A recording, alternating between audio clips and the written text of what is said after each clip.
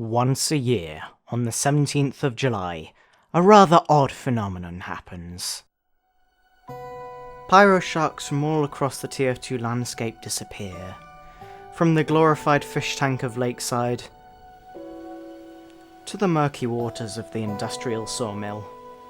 They congregate at a place known as Two Fort Underbridge, the known and documented birthplace of this species. Here they battle it out until one team of pyro wins, an act of Darwin's survival of the fittest, to keep the species strong and sustainable, unlike the spy counterpart, the dodo spy crab. Here we see a group of 3 pyros who have temporarily banded together to take out one enemy pyro. They do not stick around each other for long as they must fend for themselves. This simple-minded Hoovie feels he is a Pyroshark at heart and decides to help his brethren in any way he can. Sadly, he succumbs to the most common form of no-mercy soldier. And while all the commotion is going on between the two teams, a spy enters the scene, seeing this as a ripe opportunity to snag some cheap kills on unsuspecting innocent Pyrosharks. The Pyrosharks alike do not take kindly to the spies, and quickly execute them when possible. This Pyroshark— oh, never mind, he's dead. As well as battling each other, the Pyrosharks must fend off the sewer scout. Sadly, they are at a disadvantage. The engineer of Blue Team has taken pity on his Pyroshark brethren, and has decided to construct a haven for his team's pyros. The other team does not take lightly to this, but cannot damage the land-based Lasius arceus species of engineer. Thus they are forced to accept the existence of this safe house.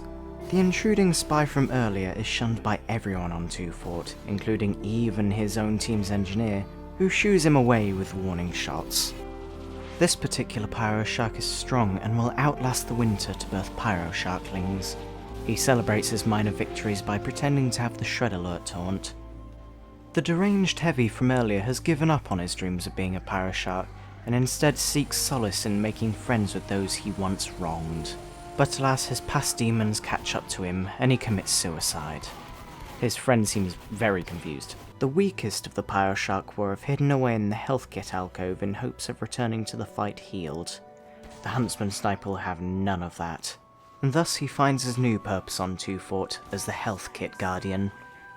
These Pyrosharks are not fully developed, and therefore use an inferior weapon of choice on dry land. However, the Red Pyro is more intelligent, and goes back to using his native weapon of choice. Intelligence is key when it comes to winning the war. The end of the battle is drawing near for the Pyrosharks, and they know it. All the remaining Pyrosharks congregate to the main area under the bridge to finish this once and for all. The Red Pyrosharks lessen the Blue Pyroshark numbers fast, and in the space of 1 minute, only the Red Pyrosharks are left standing. The fight is finally over. The strongest of the Red Pyrosharks reign supreme and victorious, and live to see another year. Over the coming weeks, the Pyroshark will breed with each other to keep their numbers up, and next year, the cycle will continue. Thank you for watching this special episode of Planet Earth TF2 Edition, and goodbye.